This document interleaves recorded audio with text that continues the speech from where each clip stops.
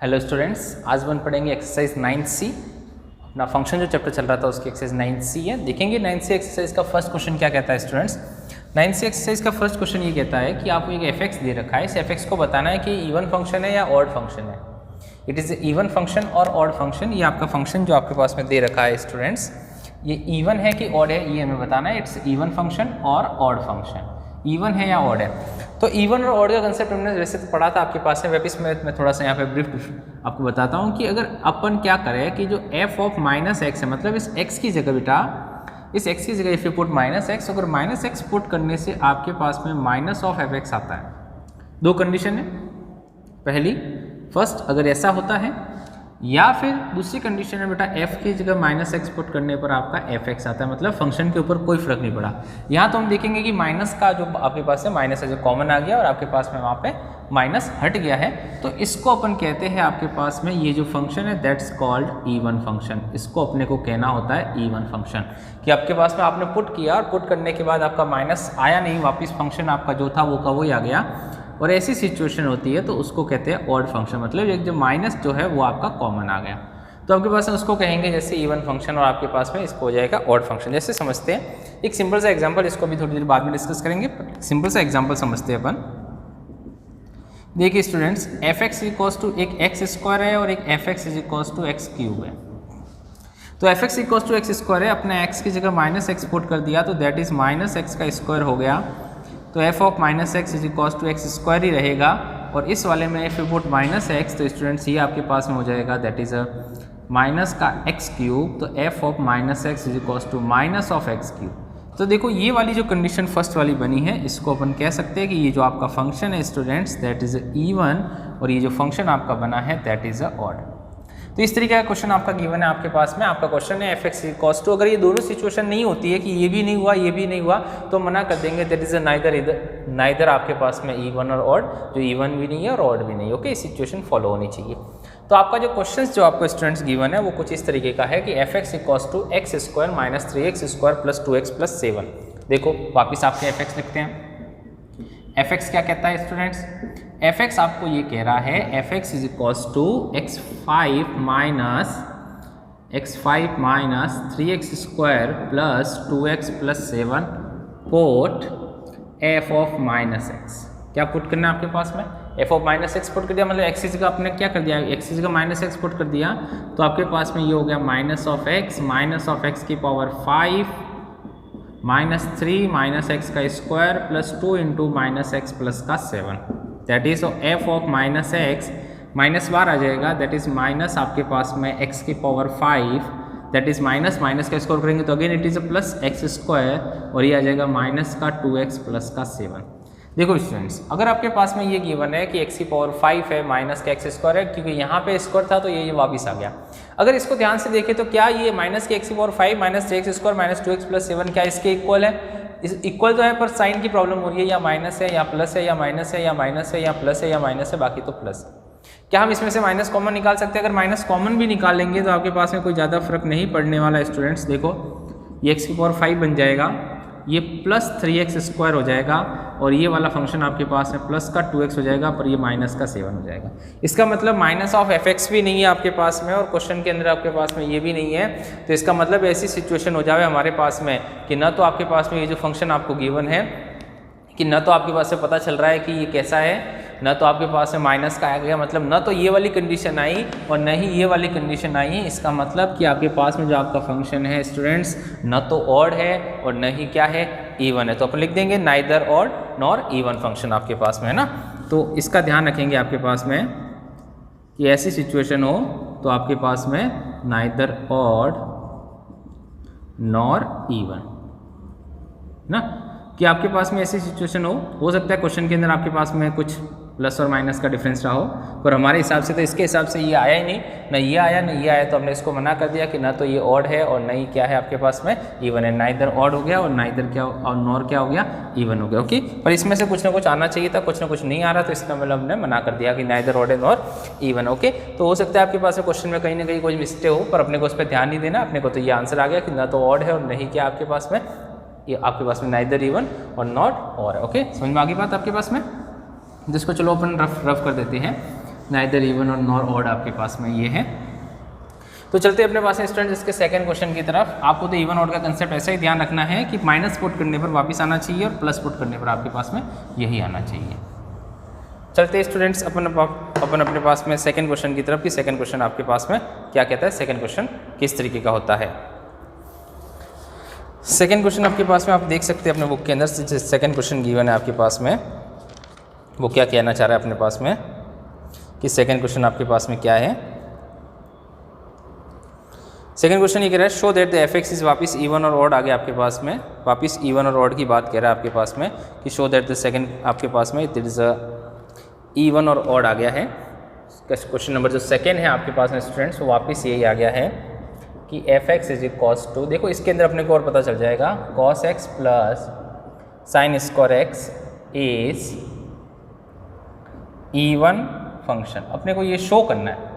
इसका मतलब ये हो गया कि अगर बेटा स्टूडेंट्स इसको इवन शो करना है, सब बच्चों को बताया कि अगर इसको इवन शो करना है तो क्या शो करना है, फॉर इवन कि इवन के लिए आपके पास में क्या होना चाहिए कि minus of f(x) is equal to क्या आना चाहिए, f(x) आना चाहिए। तो अगर ऐसी सिचुएशन आती है तो हम कहेंगे कि हमारा फंक्शन क्या हो जाएगा, इवन हो जाएगा। तो चलो देखते हैं आपके पास में कि क्या ऐसा बन रहा है कि नहीं बन रहा। तो हमने पास में सॉल्यूशन लिखा हमने, तो that is f of minus X put किया, तो cos of minus x plus sine square of minus x ये आ गया। ओके तो स्टूडेंट्स देखो आपके पास में अगर ऐसा आ गया तो माइनस एक्स कॉस क्या होता है, कॉस के अंदर हमने पढ़ा है कि कॉस माइनस को खा जाता है आपके पास में, मतलब हट जाता है, तो कॉस एक्स ही रहेगा। और ये क्या, इसको समझो, ये क्या लिखा हुआ है, ये कुछ इस तरह से लिखा हुआ है स्टूडेंट्स, माइनस एक्स का क्या होता है, ये होल स्क्वायर होता है।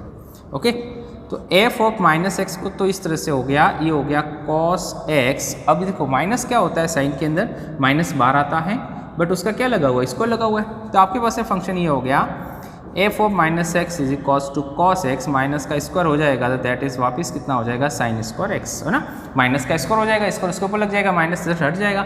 तो वापस हम देख सकते हैं कि ये जो फंक्शन है हमारे पास में ये कितना आ गया, एफ एक्स, मतलब F of minus X is equals to कितना आ गया, एफ एक्स। तो आपके पास में देयरफॉर ये क्या बन गया, ये बन गया इवन, है ना। जैसे अभी कुछ नहीं आ रहा था, कुछ नहीं आता तो नीदर था आपके पास में कि न तो आपके ऑड है और इवन है, तो ये आपके पास में क्या हो जाएगा, ये इवन हो जाएगा। ओके स्टूडेंट्स, तो आपके पास में इस तरीके के क्वेश्चंस होंगे जो आपको इवन और ऑड के बेसिस पे करने हैं। चलते हैं नेक्स्ट क्वेश्चन की तरफ। नेक्स्ट क्वेश्चन है आपका स्टूडेंट्स थर्ड नंबर का क्वेश्चन किस तरीके से करना है, चलेंगे कि आपके पास में इवन और ऑड होने के बाद आपके पास में फर्स्ट क्वेश्चन, आपके पास में नेक्स्ट क्वेश्चन है आपके पास में कि उसको किस तरीके से करना है। ओके चलते हैं नेक्स्ट क्वेश्चन की तरफ।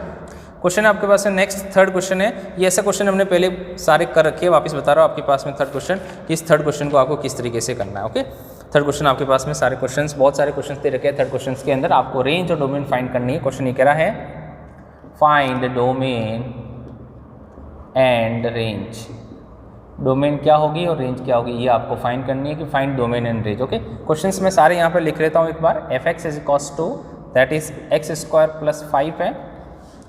सेकेंड क्वेश्चन आपके पास में F x is equals to root of 4 minus का एक्स स्क्वायर है।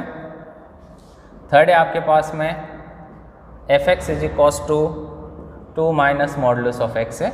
ओके और एक फोर्थ भी लिख लेते हैं, है ना, बाकी आप कर सकते हो। फोर्थ आपके पास में F x is equals to 2x plus 3 upon 3x minus 1 है ये। अच्छा ओके और इसके जो बचे हुए क्वेश्चंस आपके पास में आप होमवर्क में कर सकते हैं। होमवर्क में आपके पास में इसी क्वेश्चंस के क्वेश्चन नंबर जो आपके पास में थर्ड था, थर्ड का ये सेकेंड ऐसा लिख लेते हैं, थर्ड का थर्ड और ये थर्ड का फोर्थ है। तो आपको क्या करना है, सेकेंड क्वेश्चन का फिफ्थ क्वेश्चन और सेकेंड क्वेश्चन का सिक्स्थ क्वेश्चन ये आपको करना है होमवर्क में। ओके सेकेंड का फिफ्थ और सेकेंड का सिक्स्थ आपको होमवर्क में करना है, नहीं आता तो आप मेरे से पूछ सकते हो वापस। ओके देखो स्टूडेंट्स इसको करते हैं अपने पास में, अपने को निकालने इसके डोमेन और रेंज। डोमेन और रेंज तो अपन ने बहुत सारी निकाली है, अपनी इतने दिनों से डोमेन और रेंज निकाली है, बहुत सारी निकाली है। अब तो हमें चुटकियों में आना चाहिए कि डोमेन और रेंज क्या होती है।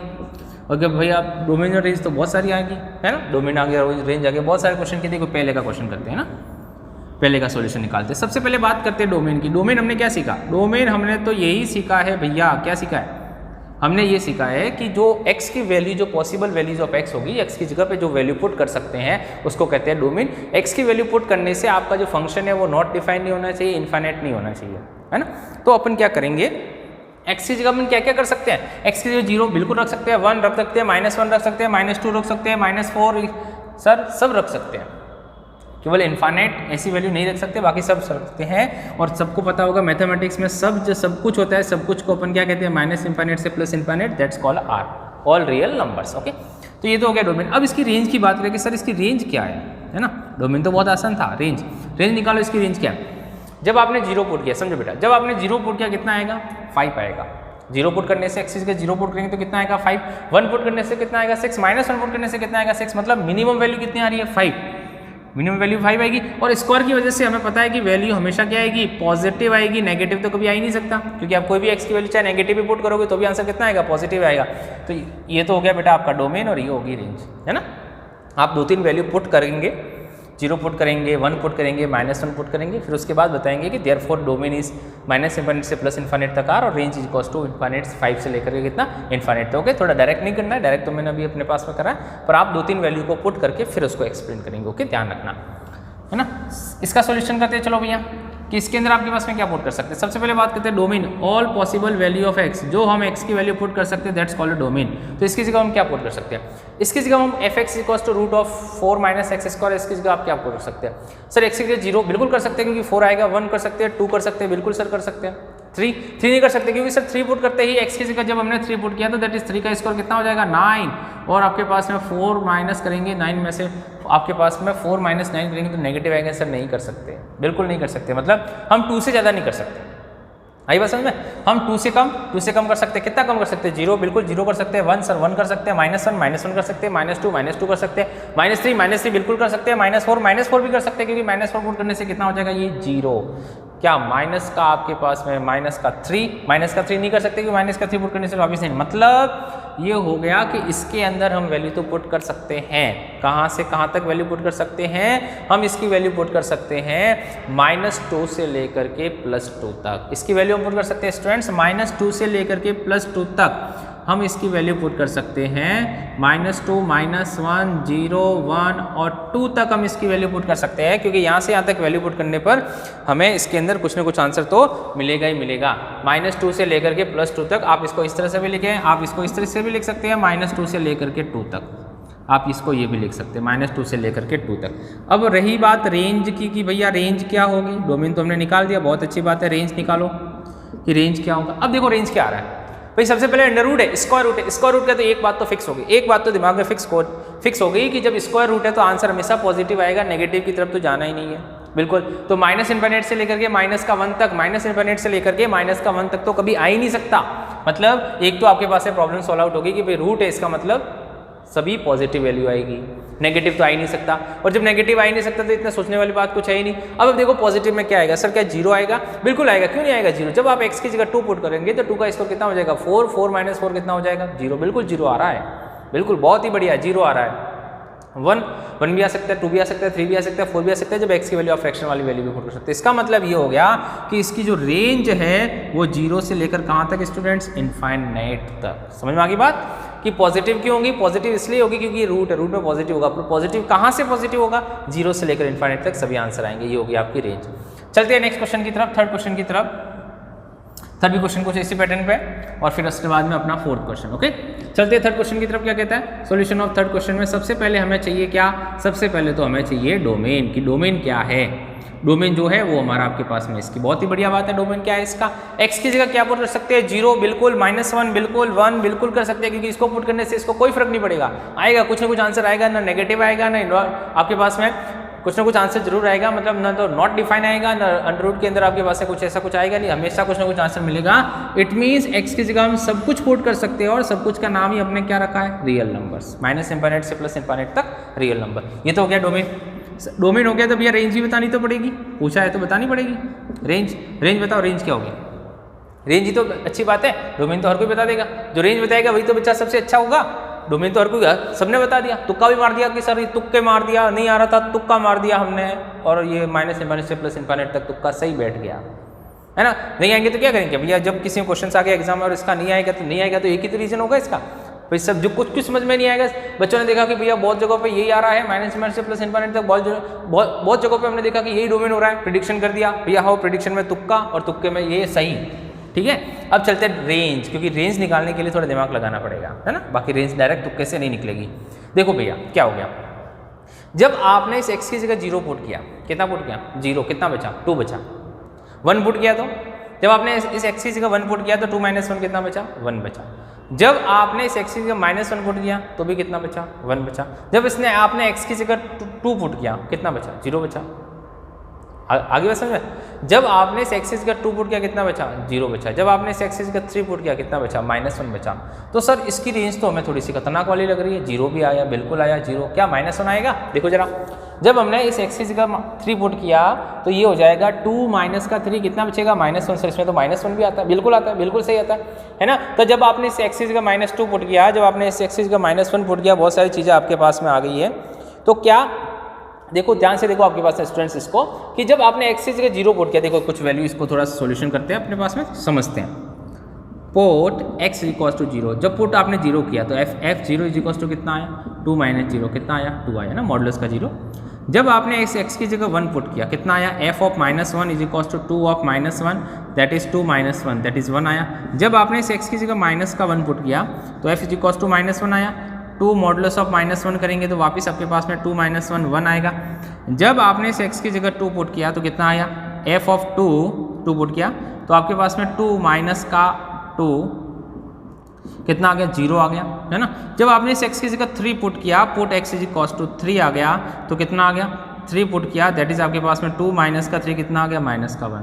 क्या देखा, क्या इससे क्या रिजल्ट निकला आपके पास में, इससे ये रिजल्ट निकला स्टूडेंट्स, इससे ये रिजल्ट निकला है कि आपका जो आंसर है, देखो 2 आया है, आपका आंसर 1 आया है, आपका आंसर 1 आया है, आपका आंसर 0 आया है, आपका आंसर -1 आया है। अब अगर आप एक्सिस का 4 पुट कर लेते तो कितना आता, 4 पुट करने से या कितना जाता 2 - 4 कितना जाता -2। इसका मतलब ये हो गया, दिमाग में एक बात तो फिक्स हो गई। क्या बात फिक्स हो गई, ये बात फिक्स हो गई कि इसकी जो वैल्यू है वो 2 मैक्सिमम 2 आ रहा है। आई बात समझ में, मैक्सिमम कितना आ रहा है 2 से ज़्यादा तो आ ही नहीं रहा। आप कुछ भी पुट कर लो, 4 पुट कर लो, 2 - 4 कितना -2, 5 पुट कर लो, 2 - 5 कितना -3, 6 पुट कर लो, 2 - 6 कितना -4, 10 पुट कर लो, 2 - 10 कितना -8। चाहे प्लस का पुट करो चाहे माइनस का पुट करो, यहाँ तो क्या है, यहाँ तो सर मॉडुलस है, तो माइनस या प्लस का कुछ भी पुट करेंगे तो हमें ये रिजल्ट निकला कि इसकी मैक्सिमम वैल्यू 2 आ रही है और मिनिमम वैल्यू कितनी, मिनिमम वैल्यू सर इन्फाइनाइट तक आ रही है, माइनस के इन्फाइनाइट तक आ रही है। तो हमने कहा सीधा सीधा हमने ये कहा कि जो रेंज है वो -इन्फाइनाइट से स्टार्ट होकर के 2 तक होगी। समझना बेटा, बड़ा ही इंपॉर्टेंट क्वेश्चन, बड़ा ही कंसेप्चुअल क्वेश्चन है कि किस तरीके से हमने इस रेंज निकाली आपके पास में और किस तरीके से इसकी रेंज होगी। तो समझ में आ गई बात, इसकी रेंज होगी -इन्फाइनाइट से लेकर 2 तक, क्योंकि हमारी स्टूडेंट्स जो हाईएस्ट वैल्यू आ रही है वही कितनी आ रही है, वो आपके पास में हाईएस्ट वैल्यू स्टूडेंट्स आ रही है 2। तो 2 आपकी हाईएस्ट वैल्यू हो गई, तो आपके पास में ये हो गया। ओके, चलते हैं, समझ में आ गई बात, इसको वापस देखेंगे तो समझ में आ जाएगा किस तरीके से। तो देखो यहाँ पे मेरे को वैल्यू निकालने की नीड भी पड़ी थी तो मैंने निकाल दी। आपको वैल्यू निकाल के ही थोड़ा सा देखना है ना, डायरेक्ट करने की कोशिश कम करें ताकि अपना क्वेश्चन एकदम करेक्ट हो जाए। चलते हैं लास्ट क्वेश्चन की तरफ, 4 जो हमारा क्वेश्चन था उसकी तरफ चलते हैं। उसमें क्या है, ये भी बड़ा अच्छा और इंपॉर्टेंट क्वेश्चन है। इसमें 2-3 चीज़ें जो अपने को ध्यान में रखनी है। पहली कि ऐसे क्वेश्चन हमने पहले एग्जांपल में एक बार तो डिस्कस कर चुके हैं, वापस बता रहा हूँ कि ऐसे क्वेश्चन की रेंज और डोमेन कैसे निकालनी है। ऐसे क्वेश्चन की रेंज निकालनी है, सबसे पहले निकालना है डोमेन, है ना। देखो बेटा, डोमेन निकालने के लिए वापस बता रहा हूँ कि जो क्वेश्चन आपके पास में नोमिनेटर और डिनोमिनेटर दोनों में गिवन है ना, एक इसका नोमिनेटर है, एक डिनोमिनेटर में, और दोनों फंक्शन है, मतलब दोनों, एक एक्स का वेरिएबल प्रेजेंट है, वाई का वेरिएबल प्रेजेंट है। अगर आपके नोमिनेटर और डिनोमिनेटर में स्टूडेंट्स कोई ना कोई एक वेरिएबल प्रेजेंट है तो आपको उसका डोमेन कैसे निकालना है। आपका देखो ऊपर कुछ भी वैल्यू पुट करो, एक्स की जगह कुछ भी पुट करो, कोई फर्क नहीं पड़ेगा, कुछ ना कुछ आंसर आएगा। लेकिन एक्स की जगह डिनोमिनेटर में आप वैल्यू पुट करोगे तो कहीं ना कहीं जाकर के अगर ये 0 हो गया डिनोमिनेटर तो ये कितना हो जाएगा, नॉट डिफाइन, जो कि हमें नहीं बनाना है। तो जब भी आपको डोमेन निकालना है आप केवल डिनोमिनेटर को लोगे और हम ये कहेंगे कि हमारे डिनोमिनेटर हम जानते हैं कि 0 नहीं हो सकता, नॉट इक्वल टू 0। क्यों, क्योंकि 0 हो गए तो नॉट डिफाइन हो जाएगा। तो ये हो जाएगा 3x is not equal to 1 then x is not equal to 1/3। मतलब क्या हुआ, मतलब ये हो गया कि आप x की जगह स्टूडेंट्स 1/3 नहीं कर सकते। करके देखो, 1/3, 3 से 3 कैंसिल, 1 - 1 0, तो 2x + 3.0 कितना हो जाएगा, नॉट डिफाइंड। मतलब ये हो गया कि आपके डोमेन में स्टूडेंट्स ध्यान से देखना, आप -इन्फाइनाइट से +इन्फाइनाइट तक पुट करेंगे, लेकिन एक्सेप्ट कितना 1/3, इस माइनस का मतलब क्या 1/3 को हटा करके। तो आप इसको इस तरह से भी लिख सकते हैं, r - का 1/3 एक्सेप्ट, इस ब्रैकेट के अंदर एक्सेप्ट 1/3 मतलब 1/3 को छोड़ करके आप कुछ भी वैल्यू पुट कर सकते हैं। वो क्या निकल जाएगा स्टूडेंट्स, आपका डोमेन। रेंज निकालने का कंसेप्ट इसका बिल्कुल अलग है। रेंज निकालने के लिए आपको क्या करना है, लेट fx को पुट करना है या पुट करना है, लेट करना है y। तो कितना हो जाएगा स्टूडेंट्स, ये हो जाएगा y is equal to 2x plus 3/3x minus 1। Students ये हो गया, ये हो गया 2x प्लस 3/3x माइनस 1 हो गया अपने पास में। अब आपको क्या करना है, इसको सॉल्व करके x की वैल्यू निकालनी है। कैसे निकालनी है x की वैल्यू, देखेंगे सभी बच्चे कैसे निकालनी है। आप y का इधर मल्टीप्लाई करेंगे, क्रॉस मल्टीप्लाई 3xy माइनस का y is equal to 2x plus 3। Okay, 3x plus Y minus का 2x is equal to 3 plus Y, ये हो गया। y को हमने इधर भेज दिया, इसमें से x को लो कॉमन, x कॉमन लिया, कितना बचा 3y माइनस का 2 is equal to 3 plus Y. Students x तो x बार आ गया, 3 प्लस वाई के डिवाइड में कितना आ गया 3y का माइनस 2। अब देखो, अब क्या होता है कि जो x की पॉसिबल वैल्यू होती है उसका तो नाम रखा गया है डोमेन। क्या रखा गया भैया, डोमेन। और जो y की पॉसिबल वैल्यू होती है उसका नाम रखते हैं range, possible value of y। तो देखो भैया रेंज क्या होगी, रेंज ये होगी बच्चों कि आप इसको क्या, इसको सॉल्व करना है। डोमेन डिनोमिनेटर को अपने इसके लिए पकड़ा था, डोमेन के लिए। इसका डिनोमिनेटर कितना है 3 minus 2y is not equal to 0। Again that is हम ये कह सकते हैं y is not equal to 2/3, मतलब r माइनस इंफिनिट से लेकर के 2/3 को छोड़ करके, एक्सेप्ट 2/3, जो 2/3 वाली वैल्यू है उसको छोड़ करके जो आपके पास में वैल्यू बचेगी वो क्या हो जाएगी स्टूडेंट्स, आपकी रेंज हो जाएगी। तो इस तरीके से आपके पास में जब क्वेश्चन न्यूमरेटर और डिनोमिनेटर दोनों की फॉर्म में होंगे स्टूडेंट्स, तो आप उसके रेंज और डोमेन निकाल सकते हैं। और आपको यही पैटर्न फॉलो करना है कि रेंज और डोमेन आपको किस तरीके से निकालनी है ना। रेंज और डोमेन निकालने के लिए आपको यही पैटर्न फॉलो करना है कि किस तरीके से आप रेंज और डोमेन निकालेंगे, है ना। तो ये स्टूडेंट्स आपका क्वेश्चन था, आपके पास में क्वेश्चन, आपके पास में थर्ड क्वेश्चन था। चलते हैं फोर्थ क्वेश्चन की तरफ कि फोर्थ क्वेश्चन में आपको क्या करना है। फोर्थ क्वेश्चन में आपको किस तरीके से क्वेश्चन करना है, फोर्थ वाला वो आप देखेंगे कि फोर्थ क्वेश्चन कैसे करेंगे। ये था आपका थर्ड क्वेश्चन, है ना। इसको समझना है, समझ के फिर आप करेंगे तो आपको अच्छा लगेगा, है ना। बार बार देखिए वीडियो को, बार बार देखिए आपके पास में इसको। इसके जो क्वेश्चन नंबर 5th और 6th है वो मैंने होमवर्क में दिए है, वो भी करें, और नहीं आने पर आप मेरे से पूछें, है ना। वैसे पहले मैंने एग्जाम्पल कराए हैं, वो भी आप देख सकते हो, उसी के बेसिस से पूरी एक्सरसाइज है आपकी। तो आपके पास में चलते बेटा क्वेश्चन नंबर 4 की तरफ। क्वेश्चन नंबर 4 में अपने को क्या करना है। क्वेश्चन नंबर 4 देखिए बेटा, आपको एक fx दे रखा है क्वेश्चन नंबर 4 में, देख सकते हैं अपने बुक के अंदर भी कि क्वेश्चन नंबर 4 में आपको एक fx दे रखा है। उस fx के लिए आपको बताना है आपके पास में, उस fx में फाइंड डोमेन और रेंज आपको फाइंड करनी है। क्वेश्चन नंबर 4 स्टूडेंट्स देखेंगे, क्वेश्चन नंबर 4 क्या कहता है कि एक आपको fx दे रखा है students, that is x² when x is less than to 0, x when x is lie between 0 to 1 and 1/x when x is greater than to 1। Okay, फिर आल्सो कह रहा है कि आल्सो ये भी फाइंड करो भैया। आल्सो फाइंड, क्या फाइंड करो, also find f of -4, f of 1 and f of √7। ये आपको फाइंड करना है ना कि ये भी वैल्यू क्या होगी, ये भी आपको बताना है कि ये भी बताओ भाई कि ये क्या होगा। देखो समझना आपके पास में स्टूडेंट्स किस तरीके से। सबसे पहले देखो डोमेन और रेंज फाइंड करने, तो हम क्या करेंगे, तीनों फंक्शन की डोमेन और रेंज फाइंड करेंगे। fx की नहीं, तीनों की, है ना, इसकी, इसकी और इसके, तीनों की अलग अलग फाइंड करेंगे। फिर 3 फंक्शन हो गए, है ना। समझना आपके पास में जब हमने f1x बना दिया, f1x किसको कहा, x² को कहा। समझना क्वेश्चन को, f2x किसको कहा, वो x को कहा, और f3x किसको कहा, हमने 3 फंक्शन बना दिए, 1/x कर दिया। ओके, तीनों की रेंज और डोमेन फाइंड करो। ये जो वैल्यू दे रखी है x is greater than to 0, 0 से लेकर के 1 तक, और लेस देन 0, ये इसके लिए दे रखी है ना, इस वैल्यू के लिए दे रखी है, कंफ्यूजन नहीं होंगे, इस वैल्यू के लिए दे रखी है। देखो समझो क्या दे रखा है आपके पास में। सबसे पहले इसमें डोमेन, भाई अब तो बच्चे को पता चल गया कि डोमेन क्या होगा। सर कुछ भी पुट कर लो, आप तो -∞ से +∞ तक r हो गया, बहुत ही बढ़िया। सर कुछ भी पुट कर लो, आंसर क्या आएगा, सर स्क्वायर है। आंसर तो हमेशा पॉजिटिव आएगा क्योंकि स्क्वायर है। तो कहाँ से लिखा आंसर सर लिखो ना आप 0 से, क्यों नहीं लिख रहे, 0 से लेकर के कहाँ तक, 0 से लेकर के इन्फानेट तक। बिल्कुल, बहुत ही बढ़िया, है ना। 0 से लेकर इन्फानेट तक हो गया आंसर, क्योंकि पॉजिटिव आएगा, 0 पुट करने पर 0 आएगा, नेगेटिव कोई आएगा नहीं। चलो भैया इसकी तरफ करते बात। ये क्या कहता है, सेकेंड वाला फंक्शन, इसमें सर डोमेन जैसा कि अभी हमने बताया सर, बिल्कुल बहुत ही बढ़िया। 0 से -∞ से +∞ तक कितना आ गया, r आ गया। फिर रेंज, सर इसमें भी रेंज तो लिखनी पड़ेगी अपने को। रेंज लिखो, कितनी लिखो, रेंज कितना बड़ा इंपॉर्टेंट टास्क है सर, रेंज तो बहुत ही भारी रेंज है इसकी, तो जो पुट करेंगे वो का वही आ रहा है। अब भाई जब वो का वही आ रहा है तो अपने को क्या करना है, अपने को तो यही तो लिखना है, ये होगी इसकी रेंज। चलते इसकी तरफ, आपके पास में है ना, चलते इसकी तरफ 1/x। अब सर जो 1/x है ना उसमें सर ये थोड़ा सा इसको थोड़ा सा गड़बड़ी है। क्या गड़बड़ी कि सर 1/x में ना x की जगह 0 नहीं रख सकते, क्यों? क्योंकि सर 0 रखेंगे ना तो 1/0 कितना हो जाएगा, इनफाइन नॉट डिफाइन हो जाएगा। सर नॉट डिफाइन हो जाएगा, नहीं चलेगा। तो इसका मतलब ऐसे लिख ले भैया, सब कुछ -0 मतलब r एक्सेप्ट 0। बिल्कुल सर, बिल्कुल, बहुत ही बढ़िया सर, है ना।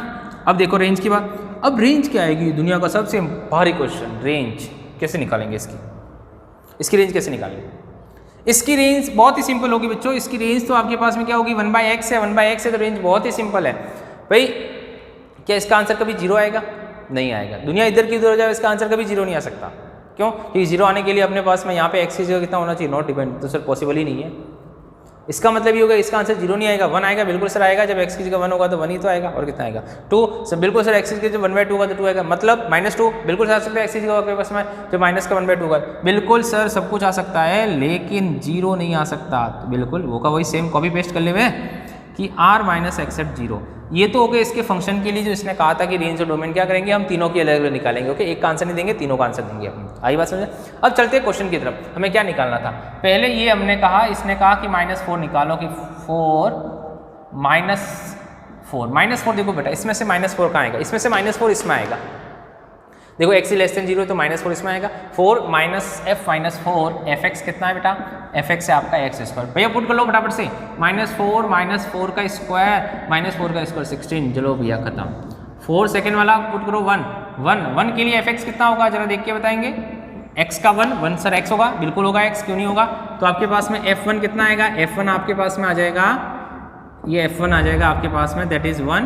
तो बिल्कुल 1 आंसर हो गया। c देखो f√7 4 f√7 के लिए fx कितना, √7 कितना, 1 से ज़्यादा के लिए fx कितना, 1/x, ये 1/x, बहुत ही बढ़िया।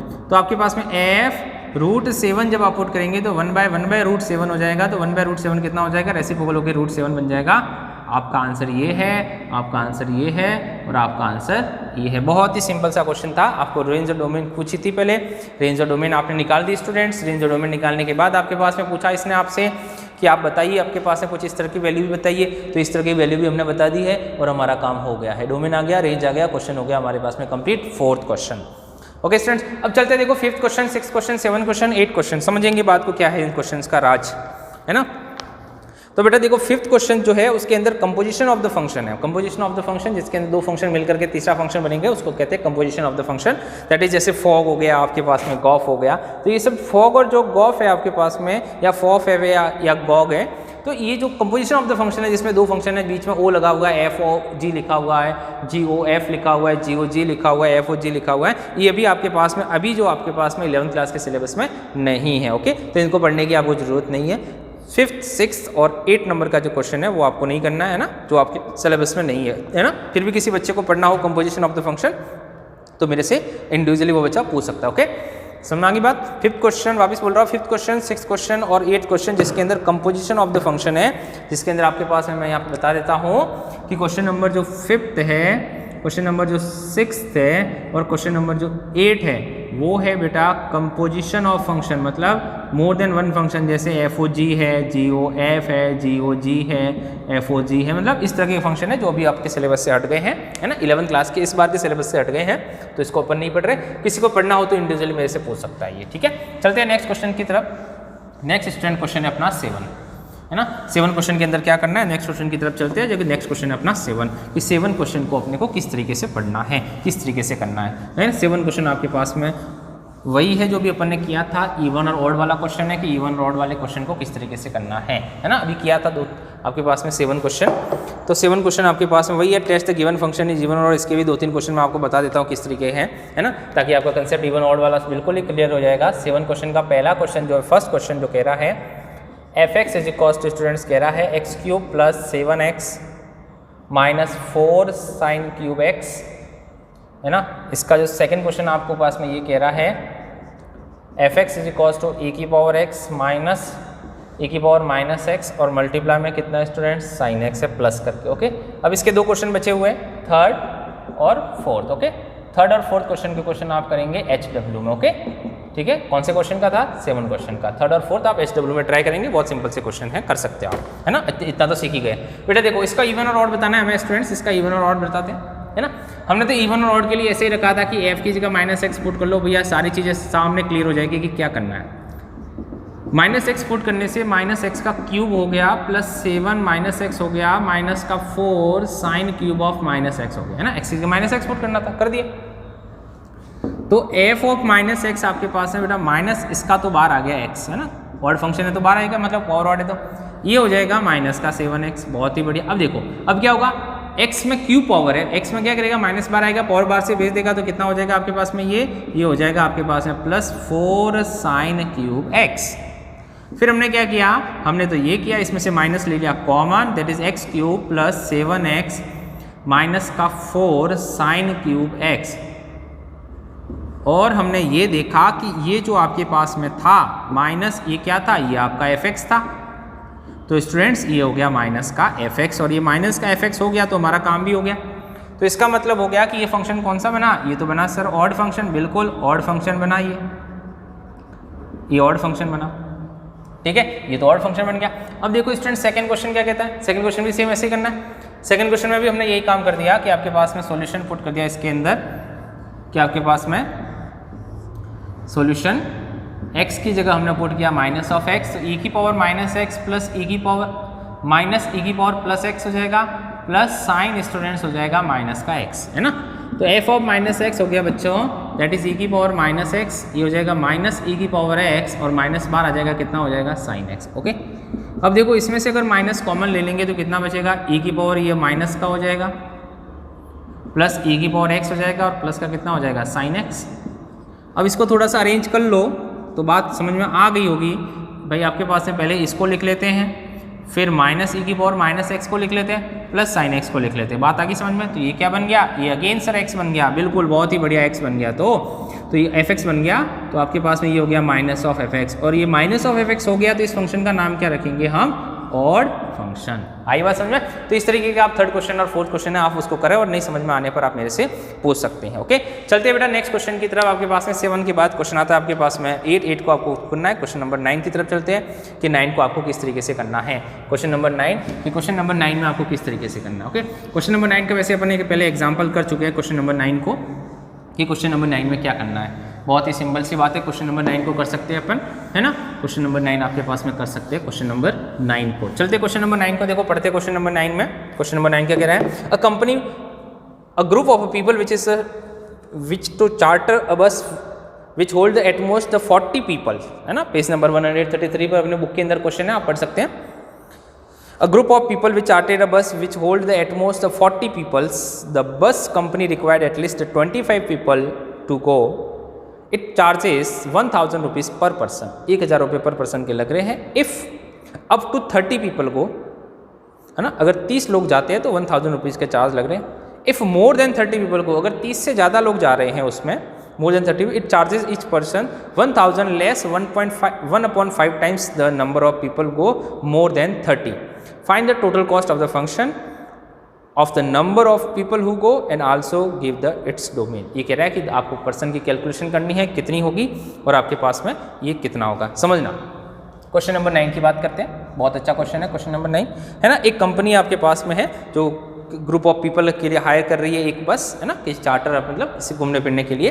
तो अपन लेट कर लेते, let number of peoples go for, है ना, चार्टर बी एक्स, है ना, चार्टर के लिए जा रहे हैं आपके पास में, तो वो कितना हो जाएगा, go for charter be X, है ना, विच टू चार्टर, है ना, go for charter be X हो गया। ओके, अब अपने पास में ये कह रहा है कि ये तो हो गया पहली बात। अब दूसरी बात अपने को ये बताना चाह रहा है क्वेश्चन, है ना, अपन डायरेक्ट सॉल्यूशन नहीं लिख रहे हैं, ठीक है स्टूडेंट्स, क्वेश्चन आपको बुक में गिवन है, ठीक है। तो आपके पास में ये कह रहा है कि बस कैन होल्ड, है ना, बस विच कैन होल्ड, ये कह रहा है बस होल्ड कर सकती है, कितना कर सकती है, बस can hold at most 40 people, है ना, मतलब 40 सीटर की बस है, कुल मिला के बात ये है ना। एंड बस रिक्वायर्ड, मतलब बस कंपनी ने कहा आपके पास में, एंड बस कंपनी रिक्वायर्ड, बस कंपनी वाले ने कहा भैया देखो ये बात तभी पॉसिबल है कि मिनिमम 25 लोग आने चाहिए। बस company required at least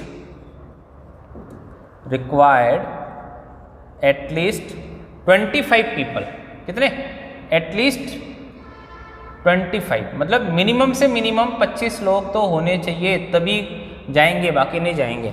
25 people to go, जाने के लिए 25 पीपल होने चाहिए, है ना। तो आपके पास है, देखो 25 लोग मिनिमम होने, एटमोस्ट कितने होंगे, एटमोस्ट आपके पास में रिक्वायरमेंट है स्टूडेंट्स, एटमोस्ट समझेंगे कि दो चीज़ें हैं, 40 पीपल तो बस में बैठ सकते हैं, ओके, और मिनिमम कितने चाहिए, 25 चाहिए। भैया इससे कम होंगे तो नहीं जाएंगे घूमने फिरने, है ना, घूमने फिरने नहीं जाएंगे, इससे कम होंगे तो 40, बस के अंदर तो 40 लोग बैठ सकते हैं, लेकिन 25 तो मिनिमम होने ही चाहिए तभी जाएंगे। अब देखो बेटा, एटमोस्ट 40 लोग तो चाहिए और मिनिमम कितने चाहिए, 25 चाहिए, मतलब जो रिक्वायरमेंट है लोगों की, है ना, रिक्वायरमेंट कितनी है, रिक्वायरमेंट है मिनिमम 25 और मैक्सिमम कितनी है 40, मतलब रिक्वायर्ड आपके पास में। तो देयरफॉर हम ये लिख सकते हैं ATQ अकॉर्डिंग टू क्वेश्चन, क्या लिख सकते हैं कि आपके पास में जो 25 और 25 से तो ज़्यादा होने चाहिए और 40 और 40 से कम होने चाहिए। क्या होने चाहिए, ये नंबर ऑफ पीपल, x क्या है, x है हमारा नंबर ऑफ पीपल्स। मतलब ये बात हमें समझ में आ गई है कि ऐसा होना चाहिए 25 से तो ज़्यादा, 25 और 25 से ज़्यादा, या फिर 40 और 40 से कम होने चाहिए, तभी ट्रिप पॉसिबल है, अदरवाइज ट्रिप पॉसिबल नहीं है। ये हमारे पास में होना चाहिए, ओके। सेकंड चीज़ ये कह रहे हैं, हमें सेकंड चीज़ क्या बता रहे हैं, सेकंड चीज़ और क्वेश्चन हमें कुछ कहना चाह रहा है। सेकंड चीज़ ये कह रहा है आपके पास में question, it charges the 1000 rupees per person if up to the 30 people को, है ना, आपके पास में ये कह रहा है कि when up to 30 peoples, when, इसको थोड़ा सा सही से लिखते हैं, है ना, इसको डायरेक्ट लिखते हैं, कॉस्ट फॉर 30 पीपल्स इज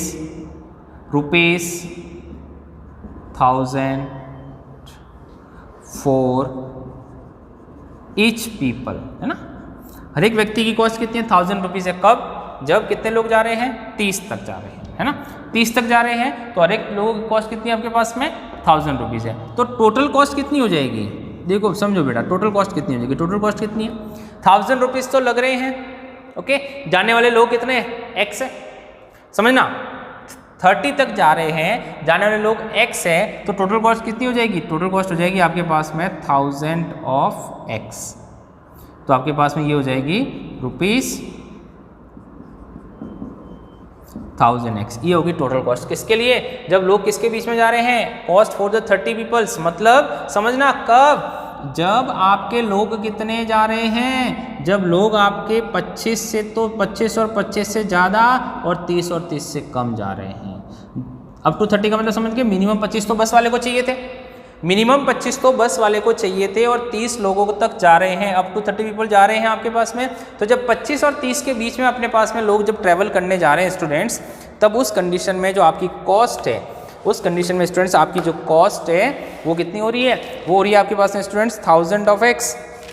किसी के बीच में आपके पास में स्टूडेंट्स घूमने जा सकते, कंपनी तभी ले जा रही है, बाकी तो ले जाती नहीं, तो आपके पास में देयर द टोटल कॉस्ट कितनी हो जाएगी, टोटल कॉस्ट हो जाएगी बेटा 1000 ऑफ x। अब आपके पास में क्या कह रहा है क्वेश्चन, ये कह रहा है आगे और समझेंगे कि जब इससे ज़्यादा पीपल जाते हैं, जब मोर देन 30 जाते हैं, तो चार्जेस कितना होता है, चार्जेस को अलग तरीके से इन्होंने रिप्रेजेंट किया कि 1000 से लेस है, 1000 से माइनस है, कितना माइनस है, 1.5 times the number of people more than 30 who go. इस बात को समझेंगे कि जब, ये बात तो समझ में आ गई कि जब आपके पास में 25 से लेकर के 30 तक के लोग जा रहे हैं, 25 से 30 के बीच में लोग जा रहे हैं, तब आपकी टोटल कॉस्ट बन रही है 1000 पर पर्सन, नंबर ऑफ कितने जा रहे हैं, x जा रहे हैं, तो आपके पास हमने कहा कि 1000 ऑफ x होगी। अब अपने पास में ये कह रहा है डी पॉइंट, इसका सी पॉइंट समझना, cost for people more than 30, more than 30, तो मोर देन 30 का मतलब कहाँ से जाएंगे, 31 से जाएंगे, मतलब 31 से कहाँ तक जाएंगे, 31 से लेकर के आपके पास में जो एटमोस्ट कंडीशन दे रखी थी अपने पास में 31 से लेकर के आपके पास में जो एटमोस्ट है वो कितना है 40 तक था। तो 30 से लेकर के 40 तक के जब लोग जाएंगे तब उसकी कॉस्ट आपके पास में कितनी रहेगी, वो अपने को यहाँ पे देखना है कि उसकी कॉस्ट कितनी रहेगी।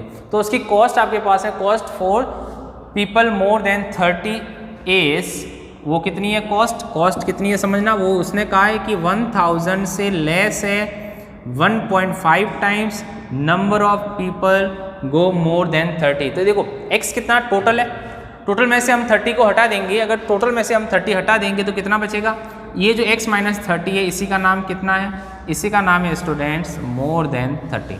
समझ में आ गई बात, x माइनस जो 30 लिखा हुआ है x माइनस 30 को ही क्या कह सकते हैं, मोर देन 30 की टोटल तो हमें पता नहीं है, टोटल पता नहीं तो मोर देन 30 कैसे निकालेंगे, कुछ भी कैलकुलेशन नहीं पता। तो हमने कहा कि x माइनस 30 है उसी को क्या कह सकते हैं मोर देन 30, क्यों, क्योंकि देखो टोटल कितना है, टोटल अपने पास में number of peoples go for the charter is x है ना, टोटल अगर x है, x में से 30 हटा देंगे तो बचेंगे कितने, 30 से ज़्यादा ही तो बचेंगे, तो मोर देन 30 को इस तरह से लिखा हुआ। तो ये होगी आपके पास में कॉस्ट किसके लिए, जब 30 से ज़्यादा जा रहे हैं। तो टोटल कॉस्ट कितनी होगी, ये तो कॉस्ट होगी एक कैंडिडेट की, टोटल कॉस्ट कितनी होगी, total cost is equals to rupees, ये भी रुपीज़ में ही है, rupees 1000 minus 1/5 x minus 30 into जाने वाले लोग कितने हैं, जाने वाले लोग तो टोटल x है, x की कॉस्ट निकाल लेती। तो देखो x की कॉस्ट निकालते तो कितना होता है, rupees 1000x minus x square by 5 है ना, इससे मल्टीप्लाई हो जाएगा आपके पास में एक्स स्क्वायर बाय 5 माइनस आपके पास में ये कितना हो जाएगा, इसका मल्टीप्लाई इससे करेंगे तो +6 और 6 का x है ना। तो कॉस्ट होगी, टोटल कॉस्ट होगी 1006x minus x square by 5। ये किसकी कॉस्ट है, ये कॉस्ट है जब लोग कितने जा रहे हैं, जब लोग आपके पास में 30 से ज़्यादा जा रहे हैं, मतलब 31 से लेकर के जब 40 तक के लोग जा रहे हैं तब आपकी कॉस्ट ये हो गई। अब इन दोनों फंक्शन को अगर मिला ले अपन, तो देखो दोनों फंक्शन को मिलाने से क्या आएगा, दोनों फंक्शन को मिलाने से स्टूडेंट्स ये आएगा f(x) इज इक्वल्स टू, पहला कितना था 1000x था, कब, जब आपके पास में x कितना है, x इज लाई बिटवीन 20, आपके पास में कितने से कितने तक था, जब 30 पीपल तक जा रहे थे, मतलब 25 से लेकर के, जब आपका x था स्टूडेंट 25 से लेकर के कितने तक 30 तक, और सेकंड कितना हो गया, सेकंड हो गया 1006x minus x square by 5, कब, जब आपका ये जो हो गया 31 से लेकर के कहाँ तक 40 तक। तो ये हो गया आपका फंक्शन। इस फंक्शन कुछ इस तरीके से बनाए 1000x 25 से लेकर के 30 तक, और आपके पास है 1006x x minus x square upon 5 कहाँ से कहाँ तक है, जब आपके पास में 31 से ज़्यादा था तब तक आपके पास में ये वाला x बना है आपके लिए। अब इसमें क्वेश्चन ने आपके पास में एक और चीज़ पूछी थी आपसे कि आप इसका डोमेन भी बताओ कि डोमेन क्या होगा। भैया डोमेन कितने हैं, डोमेन आपके x की वैल्यू कहाँ से कहाँ तक है, x की वैल्यू कहाँ से स्टार्ट हो रही है, x की वैल्यू 25 से स्टार्ट हो रही है कहाँ तक 40 तक। तो हम कहेंगे कि जो इसका डोमेन है वो कहाँ से स्टार्ट होगा 25, 26 और कहाँ तक चलेगा 40 तक। समझना, क्वेश्चन को समझना बेटा, क्वेश्चन को समझना बहुत जरूरी है, क्योंकि समझ में नहीं आएगा तो कोई मतलब नहीं है, समझने वापस देखेंगे कैसे। हमने नंबर ऑफ पीपल को लेट किया है, टोटल जो है वो कितना है x है ना, जो घूमने के लिए कहीं जा रहे हैं उनके लिए बस हायर कर रखी है। अब समझना कि bus which is hold at most 40 people को होल्ड कर सकती है, मतलब बस की कैपेसिटी है कि 40 लोग उसके अंदर बैठ सकते हैं, एटमोस्ट 40 पीपल्स, एंड बस कंपनी रिक्वायर्ड एटलीस्ट 25, मतलब कंपनी को 25 लोग तो घुमाने के लिए चाहिए, तभी वो जाएगी आपके पास में पीपल फॉर गो आपके पास में, उसके लिए जाएगी आपके पास में, बाकी तो नहीं जाएगी है ना, 25 लोग तो चाहिए। अब देखो उसने क्या कहा अकॉर्डिंग टू क्वेश्चन कि इसके अकॉर्डिंग, इस स्टेटमेंट के अकॉर्डिंग क्या हो गया, जो टोटल नंबर ऑफ पीपल है वो कितने हैं भैया 25 और मिनिमम 25 है, 25 और मिनिमम 25 है, और मैक्सिमम कितने हैं 40 है। तो हमने लिखा कि इस कंडीशन के अकॉर्डिंग हमें ये कुछ मिल रहा है। पहली कंडीशन, अब देखो पहली कंडीशन क्या कहती है, cost for 30 peoples is 1000 rupees for each people, मतलब 30 लोग जाते हैं, अगर 30 लोग जाते हैं, स्टार्टिंग के 30 लोग जाते हैं, मतलब 30 लोग का मतलब क्या हो गया, 1 से 30 नहीं है कि आपके पास में स्टार्टिंग का मतलब 30 कितना है कि जब आपके पास में कैंडिडेट है 25 से 30, है ना, 30 का मतलब ऐसे नहीं कि एक से काउंट नहीं करेंगे, वो 25 से काउंट करेंगे क्योंकि मिनिमम रिक्वायरमेंट ही इन्होंने कितनी दे रखी है 25।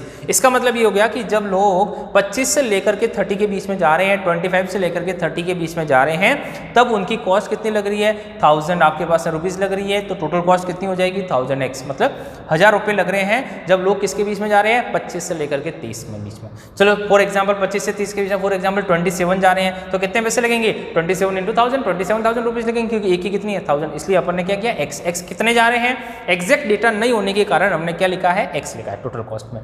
तो 28 जा रहे हैं, जैसे इसके बीच में 28 जा रहे हैं तो 28 मल्टीप्लाई 1000 28,000, 30 जा रहे हैं तो 30 मल्टीप्लाई 1000 तो 30,000 रुपीज़ हो जाएंगे, पहली कंडीशन।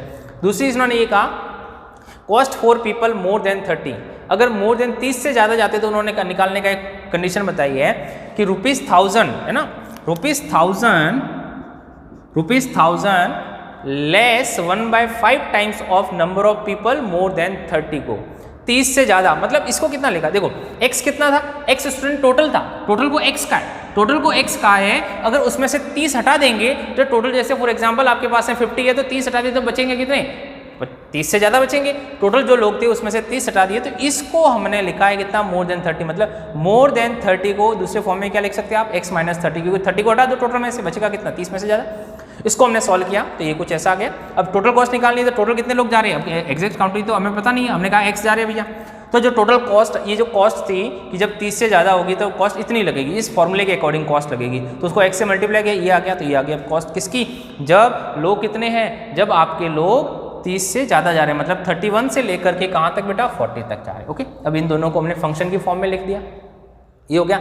अब इसका डोमेन निकालना है तो इसका डोमेन कहाँ से हो गया 25 से लेकर के 40 तक, 25 से लेकर के 40 तक इसका डोमेन हो गया। तो अपने पास में ये स्टूडेंट्स था आपका क्वेश्चन नंबर कौन सा, क्वेश्चन नंबर था 9। चलते हैं स्टूडेंट्स क्वेश्चन नंबर 10 की तरफ। क्वेश्चन नंबर 10 को किस तरीके से करना है हमें, है ना, क्वेश्चन नंबर 9 को ध्यान से देखना है, उसके बाद अपन चलेंगे क्वेश्चन नंबर 10 की तरफ कि क्वेश्चन नंबर 10 को अपने को किस तरीके से करना है ना स्टूडेंट्स। चलते हैं आपके पास में क्वेश्चन नंबर 10 की तरफ कि क्वेश्चन नंबर 10 क्या कहता है। क्वेश्चन नंबर 10 देखो बेटा प्रश्न में कुछ एक लीनियर रिलेशनशिप कह रहा है क्वेश्चन नंबर 10 कि लीनियर रिलेशनशिप है तो उसको किस तरीके से करना है। एक लीनियर रिलेशनशिप है कि आपके पास में जो भी डेटा गिवन है उसका एक लीनियर रिलेशनशिप आपको फॉर्म हो रहा है यहाँ पे, और कुछ वैल्यू मिसिंग है, उस मिसिंग वैल्यू को आपको निकालनी है कि वो मिसिंग वैल्यू कितनी होगी, है ना, उस मिसिंग वैल्यू को निकालना है क्वेश्चन नंबर 10 के अंदर कि क्वेश्चन नंबर 10 में वो मिसिंग वैल्यू आपकी कितनी है। देखते हैं क्वेश्चन नंबर 10 में कि क्वेश्चन नंबर 10 क्या कहता है स्टूडेंट्स। क्वेश्चन नंबर 10 ये कह रहा है, बड़ा अच्छा क्वेश्चन है, इस तरह के क्वेश्चन हमने किए भी है एग्जांपल से, देखो समझना। क्वेश्चन नंबर 10 क्या कह रहा है, मैं पढ़ रहा हूँ। The salary of employ in year आपके पास में 2018, देखो एक तो ईयर दे रखा है मतलब टाइम दे रखा है, T1 टाइम है आपके पास में 2018, तो सैलरी का नाम अपन S1 रख देते हैं, तब उस सैलरी थी 7,500 रुपीज़। ओके, जब आपके पास में ये कह रहा है जब टाइम T2 हो गया है 2020 मतलब 2020 की बात कर रहा है, तब इसकी सैलरी हो गई है, सैलरी का नाम S2 रख दिया हमने, S1 S2 रुपीज़ 10,000, है ना, 10,000 रुपये सैलरी हो गई है। अब ये कह रहा है आपके पास में बताओ express the salary as a linear function, मैंने अभी कहा था स्टूडेंट से लीनियर रिलेशनशिप है, तो आपके पास में सैलरी इन ये कह रहा है कि जब ईयर 21 हो जाएगा तब इसकी सैलरी कितनी होगी। ओके, लेट किया हमने टाइम को तो T, ओके, ये तो आपका टाइम है मतलब ईयर है, ये तो आपका टाइम हो गया, और ये क्या हो गया स्टूडेंट्स, ये आपके हमने लेट की क्या सैलरी, है ना, कि टाइम और सैलरी हमने लेट कर दिया आपके पास में कि टाइम इतना हो गया सैलरी इतनी है, तो बताना है कि भैया 2018 में उसकी सैलरी थी 7,500 रुपये, 2020 में उसकी सैलरी है 10,000 रुपये, तो ये बताओ कि 2021 में उसकी सैलरी क्या होगी, है ना। कोई आपके पास में फिक्स क्राइटेरिया नहीं है सैलरी बढ़ाने का, है ना, परफॉर्मेंस पे सैलरी बढ़ती है, कोई अच्छा काम करता है तो पैसे अच्छे देंगे, अच्छा काम नहीं करता है कि इस साल में तो पैसे उसके काट भी सकते हो ना। तो अपने को क्वेश्चन ये कहा कि 2018 में सैलरी 7,500 रुपये थी, 2020 में उसकी सैलरी आपके पास में 10,000 रुपये होगी, तो 2021 में सैलरी बताओ कितने की होगी। ओके, समझोगे बात को। अब देखो जब लीनियर रिलेशनशिप की बात करें तो जिस फंक्शन को निकालना है, ओके, मैं एक फॉर्मूला लिख रहा हूँ, समझेंगे लीनियर रिलेशनशिप का पहले ही बताया था, S माइनस S1, जिसको आपको निकालना है उसको पहले लिखना है ना, S को निकालना है तो S की फॉर्म में लिखेंगे, अगर T को निकालना होता है तो T माइनस T1 लिखते, ओके, S माइनस S1, फिर आपको लिखना है S2 minus S1 upon T2 minus T1 multiply T minus T1। It is a linear relationship का फॉर्मूला है स्टूडेंट्स कि एक लीनियर रिलेशनशिप को किस तरीके से प्रेजेंट किया जाता है। ये फॉर्मूला वापस पढ़ेंगे जब स्ट्रेट लाइन का चैप्टर आएगा तब। अभी आपको ये ध्यान रखना है कि जिसको निकालना है उसके लिए S माइनस S1 यहाँ लिखना है, यहाँ जो पहले आएगा उसको ऊपर लिखना है S2 minus S1 upon T2 minus T1, ये आपको क्वेश्चन के अंदर गिवन होगा। और फिर लिखना है T माइनस T1, ये T कौन सा जो लास्ट में दे रखा है वो, T1 कौन सा जो बिगनिंग में था। देखो इसका यूज़ करते हैं अपन, सॉल्यूशन निकालते हैं इसका। देखो S माइनस S1 कितना था, S1 आपके पास में 7,500 रुपये, ये 7,500 रुपये।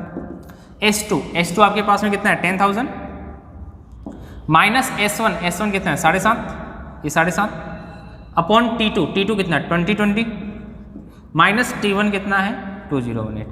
इसकी वैल्यू कभी भी नेगेटिव नहीं आनी चाहिए। हो सकता है ऊपर माइनस नीचे माइनस कट के पॉजिटिव हो जाए, लेकिन नेगेटिव नहीं आनी चाहिए। अगर नेगेटिव आ गई स्टूडेंट्स, अगर ये वैल्यू नेगेटिव आ गई तो आपका ये जो क्वेश्चन हो गया आपने गलत या वैल्यू आपने गलत पुट की है। ओके, तो आपके पास में इस फंक्शन की जो वैल्यू जो मैंने यहाँ लिखा है S2 minus S1 upon T2 minus T1, ये कभी भी नेगेटिव नहीं आनी चाहिए। फिर T आपके पास में कितना था 2021 है ना, 2021 था, और माइनस T1 कितना था, T1 आपके पास में था 2018। ओके, इसको सॉल्व करते हैं, चलो सॉल्व करते हैं। अपने पास में सॉल्व करने से क्या आया, पहला तो as it is S minus 750 है ना, 7,500 रुपीज़। अब देखो बेटा 10,000 में से 7,500 सब्ट्रैक्ट करना है तो 2,500 रुपये बचे, ये 2,500 बच गए।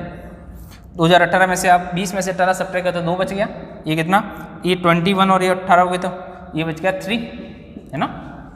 देखो S माइनस 750 मतलब 7,500, S माइनस 7,500 ये कट गया तो ये हो गया आपके पास में 1250 का 3 से करना है मल्टीप्लाई, तो S माइनस 750 3 से कर दो मल्टीप्लाई, 0 15 का 5 1 6 और 1 7 और कितना हो जाएगा 3। अब आपका S कितना आ रहा है 3750 प्लस 7500 कर दो भैया प्लस, तो ये हो गया आपके पास में 0, ये 0 है तो ये हो गया 5 7 और आपके पास में ये हो गए 5 2 12 1 7 और 3 10 और 1 11,250 रुपये उसको मिलेंगे। कौन से ईयर में, ये इसको मिलेंगे 2021 के अंदर। जब 2021 में उसकी सैलरी इतनी हो जाएगी तो आपके पास में ये जो पैसे है 11,250 रुपये, ये इसकी सैलरी रहेगी कब, जब 2021 की बात करेंगे तब। तो बेटा ये एक लीनियर रिलेशनशिप था आपके पास में।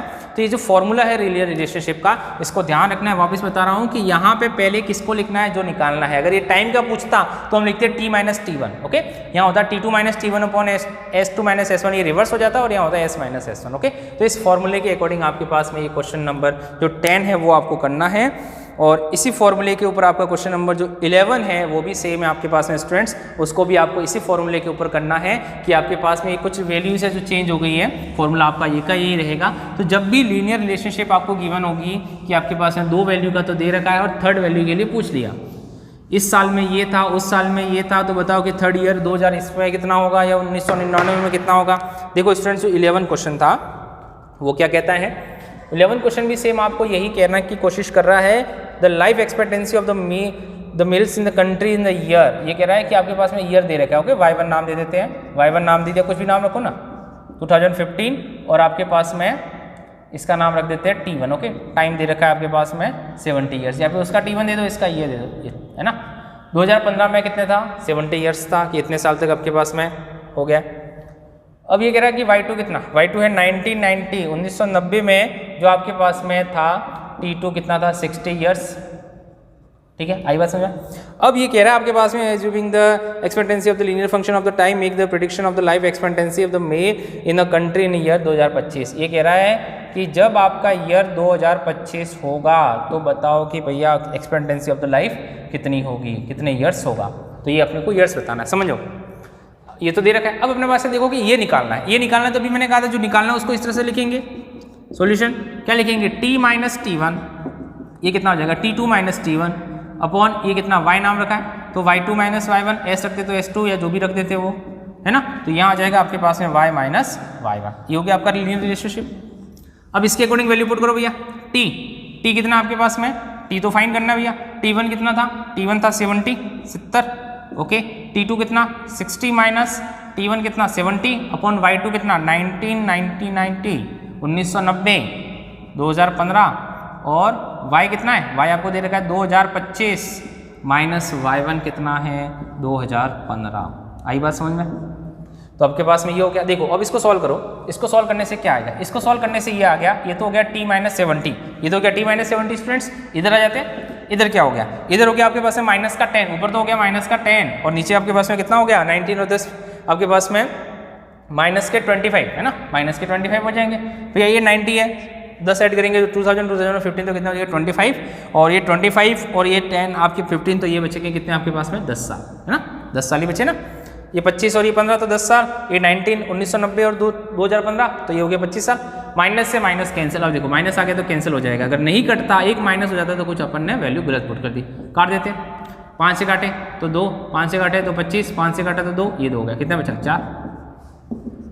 t इज इक्वल टू कितना 4 + 70, t इज इक्वल टू कितना 74 years expectancy of the males in 2025, तो ये हो गया आपका आंसर। तो बेटा इस तरीके के क्वेश्चंस आपके पास में आपको करने हैं। तो अपन ने क्वेश्चन देखे आपके पास में क्वेश्चन नंबर 1 से लेकर के क्वेश्चन नंबर 11 तक, तो आपको इसको रिवाइज करना है और कुछ समझ में नहीं आता है तो आपको मेरे से पूछना है। Okay students.